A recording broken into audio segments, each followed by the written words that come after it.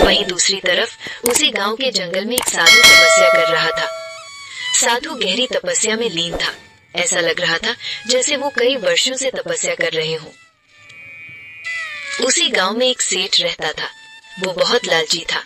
हमेशा गरीबों का धन खाता और उनसे ज्यादा ब्याज वसूल करता। गलत तरीके से पैसा कमाने में लगा रहता। बस किसी तरह मुझे इतना पैसा मिल जाए जिससे मैं आराम से बैठकर सुकून से जिंदगी भर खा सकूं। पता नहीं वो दिन कब आएगा जब मैं सबसे अमीर बन जाऊंगा। पैसा गिनते गिनते थकूंगा नहीं।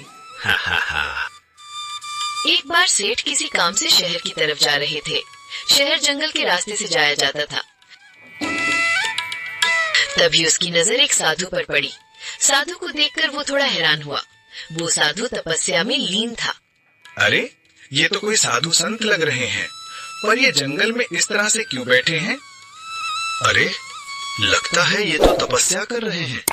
इनके चेहरे का तेज देखकर तो लग रहा है बड़े ही ज्ञानी पुरुष मालूम होते हैं।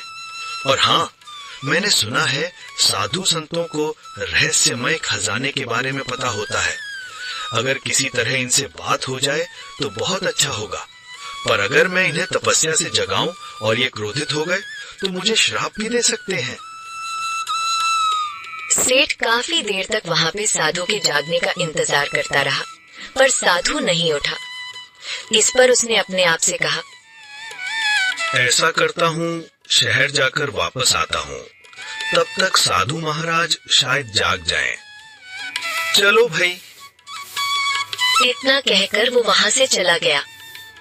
अगले दिन जब वो वापस आया तो साधु अभी भी तपस्या में लीन था, जिसे देखकर सेठ थोड़ा हैरान हो गया। लो भाई, शहर से तो आ गए, पर ये तो अभी तक नहीं उठे। अरे प्रभु, आखिरकार इनको जगाऊं तो जगाऊं कैसे? ये तो बड़े ही ध्यान मग्न होकर बैठे हैं। सेठ को कुछ समझ नहीं आ रहा था और वो वहां से घर आ गया।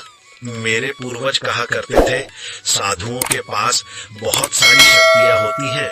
उन्हें बहुत सारे खजाने और जादुई रहस्यों के बारे में पता होता है।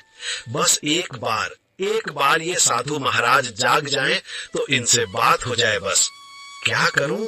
किस प्रकार से साधु महाराज को जगाया जाए? सेठ इसी सोच में डूबा रहने लगा। वहीं दूसरी तरफ गौरी एक दिन शहर जा रही थी क्योंकि घर का राशन खत्म हो गया। तभी उसे रास्ते में कमला मिली। कमला ने गौरी को देखा तो कहा, अरे गौरी बहन, कहाँ जा रही हो थैला लेकर? अरे वो बस बाजार जा रही हूँ, घर का राशन लेने। राशन खत्म हो गया है। अरे तो अपने पति से कह देती, वो ले आते। तुम क्यों जा रही हो अकेले? अरे उनसे तो मैं परेशान हो रखी हूँ। तुम्हें तो पता ही है, उनमें बिल्कुल भी बुद्धि नहीं है। ये समझ लो वो मूर्खी हैं। हाँ हाँ गौरी बहन, ये तो तुमने बिल्कुल सही कहा। मुझे तो बड़ी हैरानी होती है कि आखिर तुम अपने पति के साथ रह कैसे रही हो। अरे रहना तो पड़ेगा ही। वो मेरे पति हैं, भले ही कैसे भी हैं, पर वो मुझे बहुत प्रेम करते हैं। ये सुनकर कमला काफी खुश हुई और बोली, वैसे कुछ भी कहो गौरी बहन, भगवान ने आपकी जोड़ी बहुत अच्छी बनाई है, क्योंकि भले ही आपके पति कैसे भी हो, पर आप बहुत ही चतुर हो।